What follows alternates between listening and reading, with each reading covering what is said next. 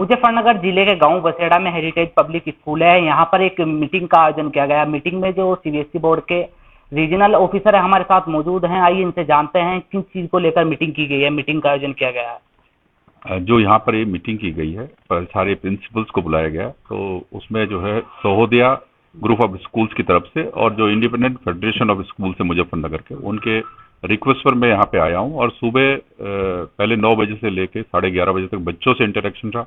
बच्चे करीब यहाँ पर 700 बच्चे थे और उन 700 बच्चों से बात करी, उनके प्रश्न भी थे, बहुत सारी शंकाएं थी, उसका समाधान किया। प्रिंसिपल्स भी थे उनके बीच में और अभी प्रिंसिपल्स की मीटिंग है। इसमें हम आगामी परीक्षाओं में कैसे हमें अच्छे काम करना है, इवेल्युएशन में कैसे अच्छा काम करना है और राष्ट्रीय शिक्षा नीति 2020 पे हमें किस तरह से और आगे बढ़ना है। जो सरकारी फैसले हैं, सरकारी फैसलों को, सीबीएसई के फैसले हैं, केंद्र सरकार के शिक्षा मंत्रालय के जो आदेश हैं, उनको कैसे इम्प्लीमेंट करना है, उसके लिए मैं आया हूँ यहाँ पे। और सभी की प्रेजेंस है और उस प्रेजेंस में जो है, जो मुझे सुबह बच्चों से बात करने को मिला और जो स्कूल ने जो इंतजाम किए हैं और स्कूल की तरफ से जो बच्चों ने परफॉर्म भी कर रहे हैं, 2-3 इवेंट जो बच्चों के रखे हुए हैं, बहुत बेहतरीन और बहुत ही शिक्षाप्रद। और जितने भी प्रिंसिपल्स यहाँ पे आए, मुजफ्फरनगर अपने आप में एक बहुत मजबूत स्थान है मेरे रीजन का, हमारे पूरे परिक्षेत्र का। और मुजफ्फरनगर में बहुत मजबूत लोग भी हैं।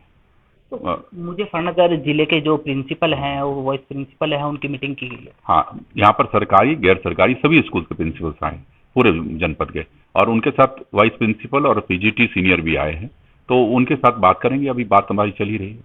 जो स्टूडेंट्स हैं, किस तरह के सवाल उन्होंने आपसे किए? बच्चों ने एक तो स्ट्रेस की बात करी है। बच्चों ने कहा कि भाई हमें स्ट्रेस बहुत रहता है एग्जाम के दौरान। दूसरा, बच्चों को मैंने रिक्वेस्ट किया है कि आप सोशल गजेट या सोशल मीडिया या जो आपको अभी जरूरत नहीं है, जिस समाज की, उस समाज से थोड़ा दूरी बनाएं। मोबाइल, मोटरसाइकिल, इन सब से दूरी बनाएं और अपने करियर के प्रति जो आपका लक्ष्य है उस पर ध्यान रखें। और जो पीयर प्रेशर है वो सब जगह आता है, हर जगह मैं जहाँ जाता हूँ, 21 साल मुझे सीबीएसई में हो गए और हर जगह पीयर प्रेशर का एक प्रेशर रहता है।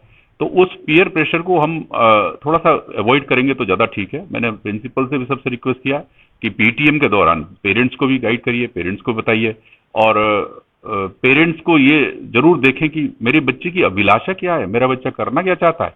जागरूक करें, सपोर्ट करें, पर उसको प्रेशराइज ना करें कि मैं डॉक्टर नहीं बन पाया तो तुझे डॉक्टर ही बनना है, या मैं इंजीनियर नहीं बन पाया तो तुम्हें इंजीनियर ही बनना है। ऐसा नहीं करें, उसको थोड़ा सा लिबर्टी दें, बाकी तो कोई दिक्कत। तो तनाव को लेकर और कौन कौन से सवाल आपसे किए गए? तनाव को लेकर सबसे बड़ा रहता है कि बच्चे पे लोड रहता है पढ़ाई का, कि मुझे करना है, इतने समय में करना है। वो तो आपने बता दिया कि कैसे उसको तनाव को दूर किया जा सकता है, लेकिन और क्या प्रश्न उन्होंने आपसे किए हैं? बच्चों की तरफ से प्रश्न एक तो रहे कि स्टडीज को हम कैसे फोकस्ड करें।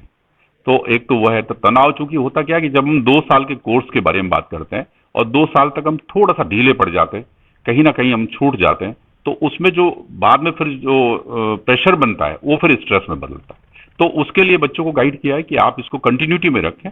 और हर बच्चे को, मेरे टीचर्स को भी बोला है कि आप लोग जिस क्लास में जो बच्चा है उस क्लास के अमाउंट को आधा कर दीजिए, उस आधे अमाउंट को आप आवर्स मान लीजिए, उसके नियर बाई आवर्स में सेल्फ स्टडीज पे फोकस रखें।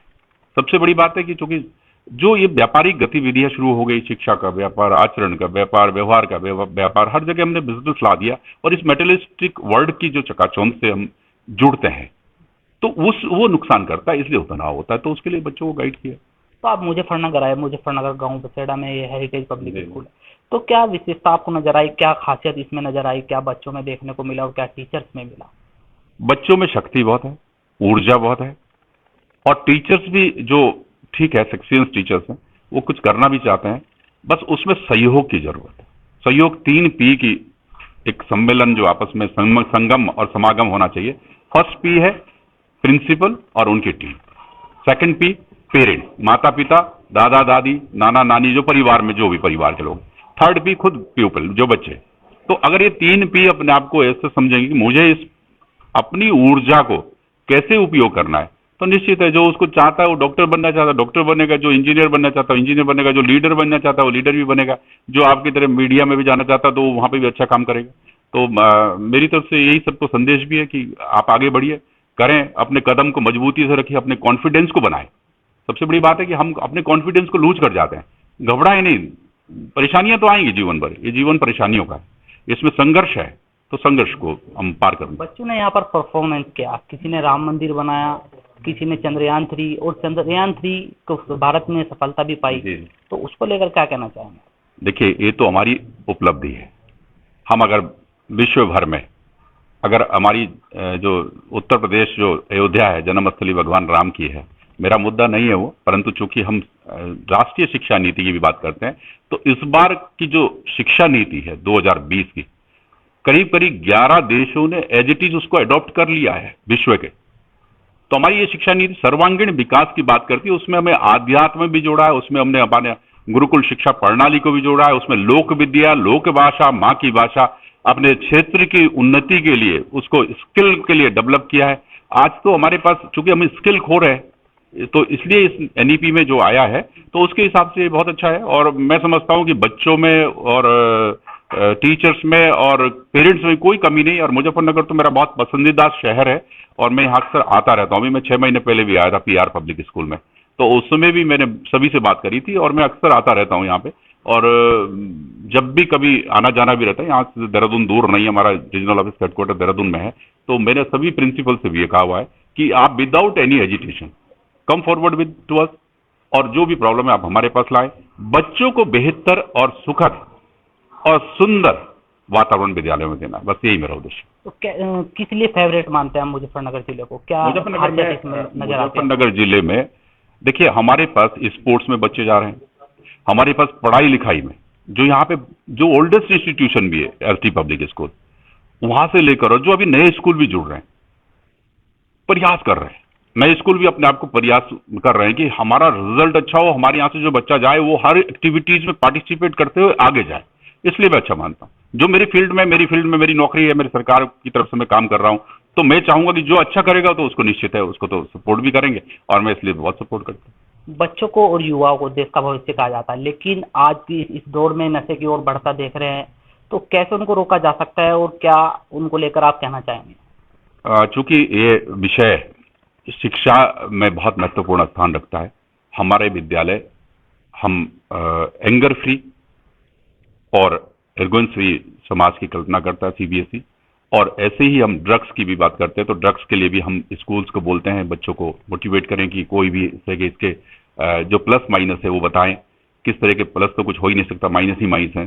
तो हमारा प्रयास है कि जो भी इसमें नशे के जो प्रचलन चल रहा है वो, और चूंकि व्यापार जो हो रहा है हमारा हर चीज का, तो उस व्यापार के उस प्रभाव में किसी से ना आए। बहुत बड़े होर्डिंग आपको मिलेंगे, बहुत सारे कोचिंग के मिलेंगे, बहुत सारे आपको बाकी चीजों के भी कि हमने ये बना दिया।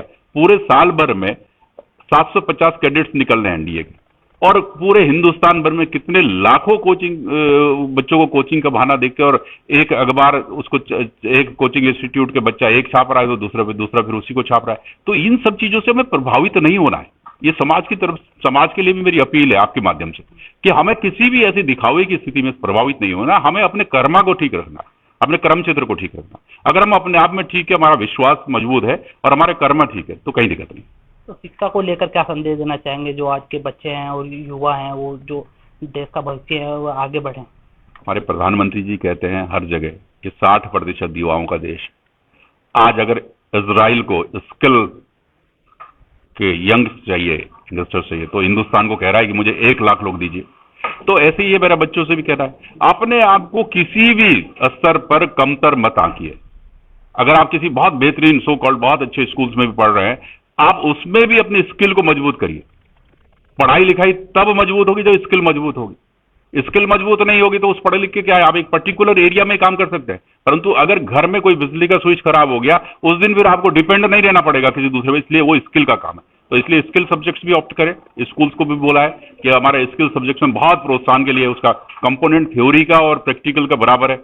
स्किल में एटलीस्ट वो क्लास 12th पास करेगा किसी छोटे से स्कूल से, तो अपना रोजगार पूरा कर लेगा। अपने बेकरी का कोई कोर्स करके बेकरी की शॉप चला लेगा, कोई छोटा सा यूनिट खोल लेगा, अपने इलेक्ट्रिसिटी के काम सीख लेगा, रेफ्रिजरेटर का काम सीख लेगा, फूड प्रोसेसिंग का काम सीख लेगा। तो आज तो बहुत सारी चीजें, जहां भी आप जाइए तो बस हमारे पास आर्ट ऑफ लिविंग और आर्ट ऑफ दैट कल्चर और आर्ट ऑफ संस्कृति और सभ्यता सब होना चाहिए। ये थे हमारे साथ सीबीएसई बोर्ड के रीजनल ऑफिसर, और मैं हूँ आपके साथ फिरोज, और देखते रहिए खोजी न्यूज।